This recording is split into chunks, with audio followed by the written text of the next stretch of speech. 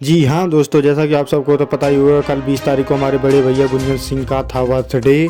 तो हम आप सबको बताना चाहते हैं कि आज हो चुकी है 21 तारीख, लेकिन कल उनका बर्थडे था। उस बर्थडे में हमारे बड़े भाई पवन सिंह ने पहुंचकर उनके बर्थडे में 4 चांद लगा दिए। आप सबको तो पता ही होगा कि हमारे बड़े भाई पवन सिंह का भी ये गाना आया हुआ था, लहंगा लाक जाई।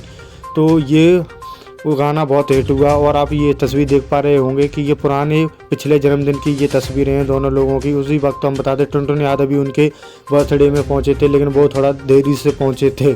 तो पवन भैया के पहुंचने से उनके बर्थडे में 4 चांद लग चुकी थी। इस बात को लेकर भी बहुत ज़्यादा खुश थे। आप सबको हम दिखाएंगे कि पवन सिंह और गुंजन सिंह दोनों एक साथ कितने खुश नज़र आ रहे हैं अपने बर्थडे में।